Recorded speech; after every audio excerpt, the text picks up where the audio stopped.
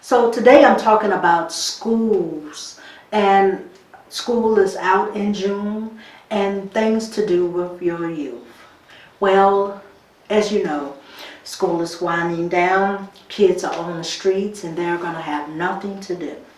So the most important thing that I would like parents to understand is that we have to keep our kids' minds active during the summer months, because once they get a downtime and they stop learning, it takes them a while to get back in the groove during the September and the months of school.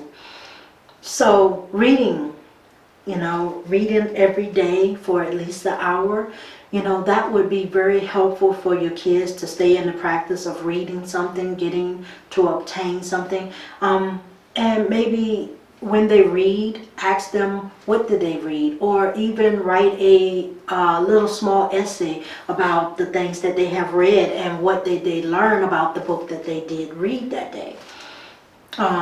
That would be very helpful to keep them in the swing of active and retraining their minds.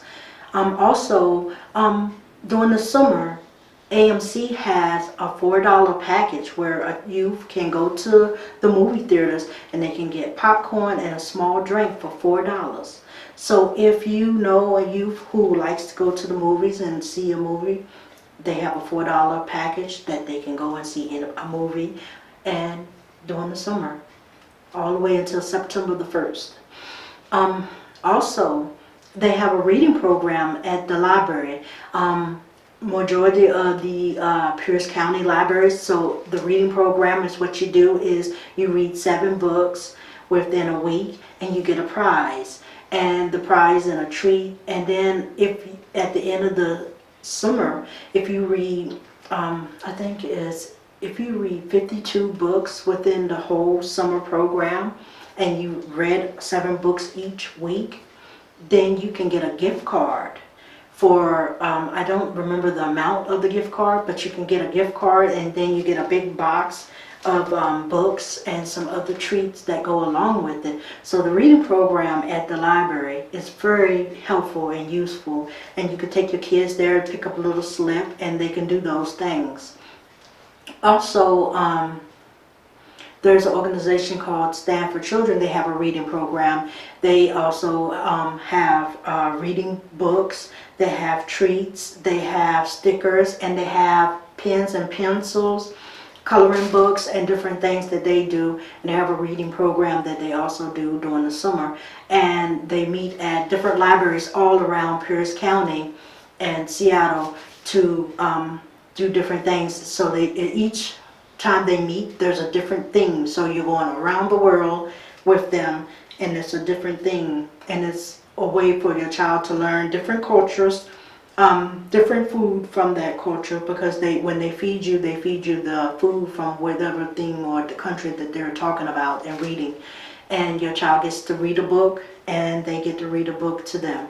So that's fun and exciting also.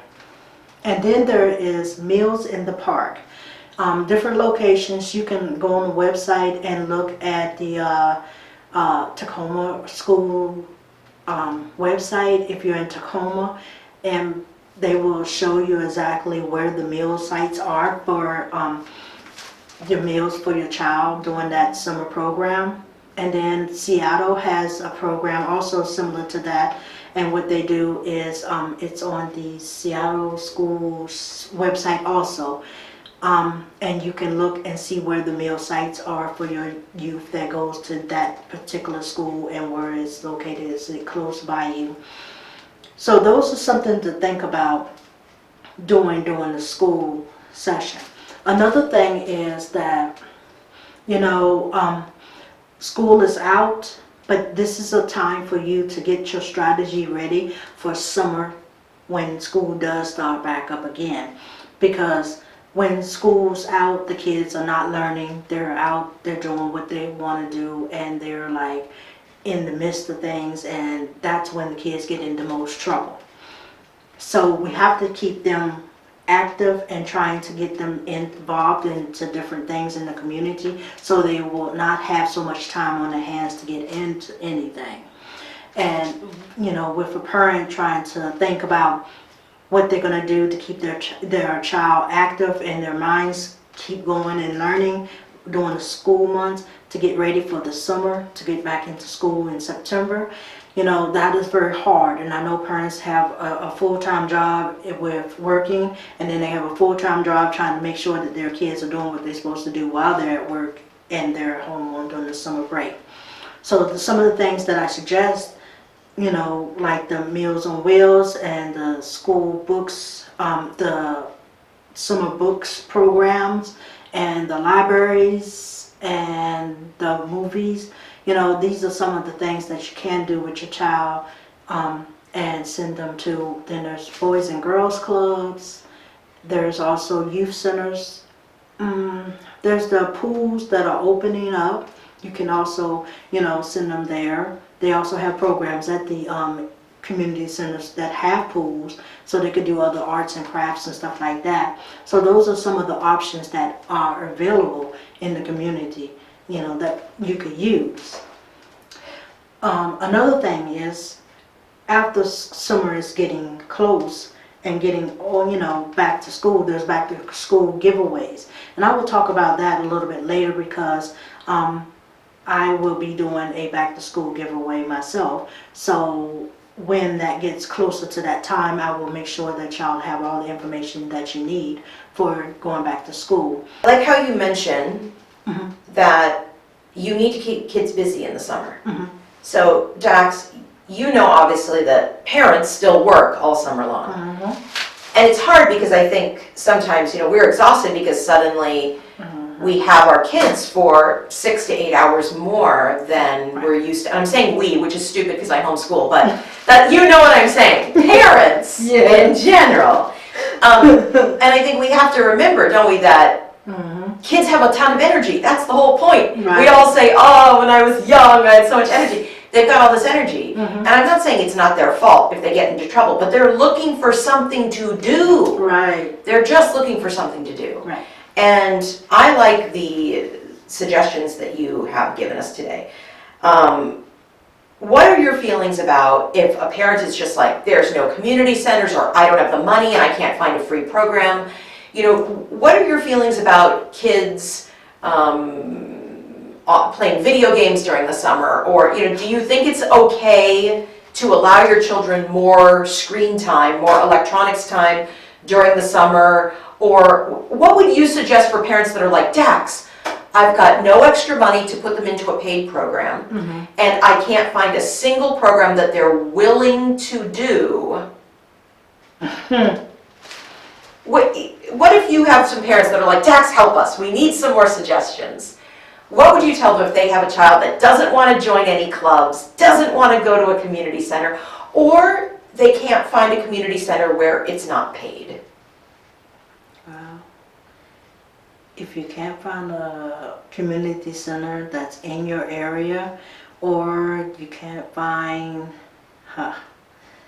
anything that your child would like to do, figure out what it is that your child is into the most and feed on that, because your child likes something. Every child likes something. So whatever it is that your child is interested into the most, you know, feed on that. If they like artwork, if they like to make stuff with their hands. I know a youth that likes to make pillows, nothing else. Don't like video games, don't like to read, nothing. Just like to make pillows. So what I did was, there's a little store, Asian store, that sells like little craft stuff, and I bought a little bundle of needles and pins and little scrap pieces of fabric, and took it over there and bought all this big stuffing from Walmart, which is like $3 or $4. You could buy that in a big, and it's rolled up, and you can unroll it, and they just stuff and make little pillows. And that was a neat thing. And you know, her mom was like, oh, I never thought of that. And I was like, well, she likes to make pillows, so I mean, that was something that kept her busy, you know. And she made tons of pillows, and was fun for her, you know. So, you know, find out what it is that your child like to do.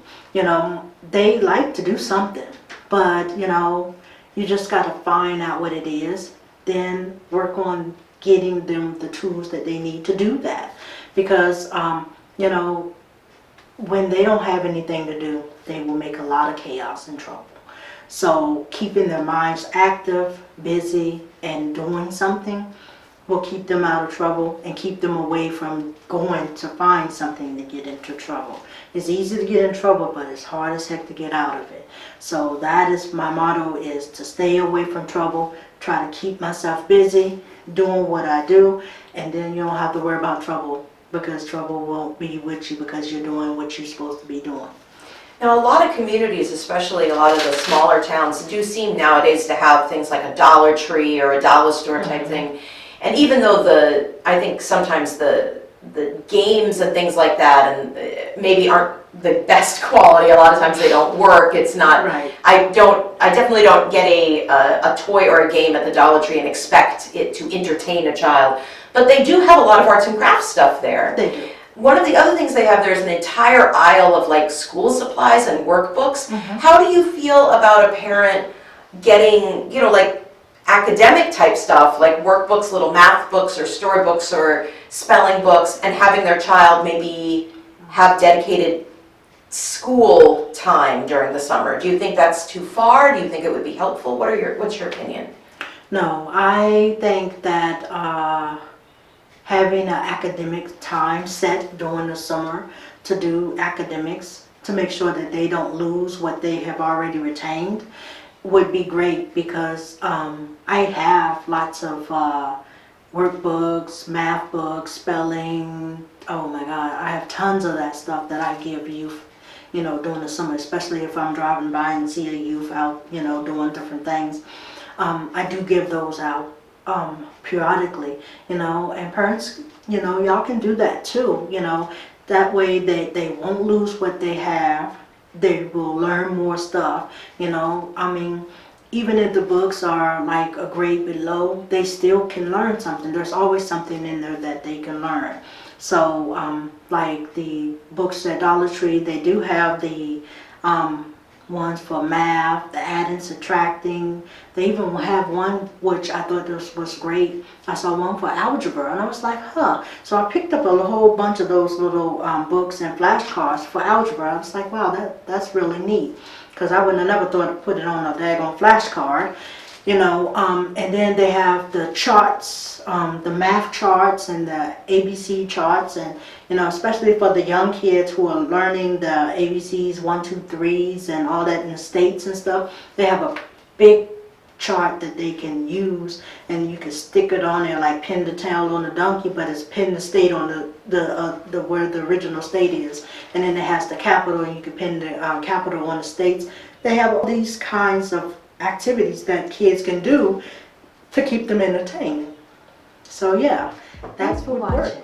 Hit the subscribe button so you'll never miss an episode, and comment below and tell me something about yourself, because I am Dax.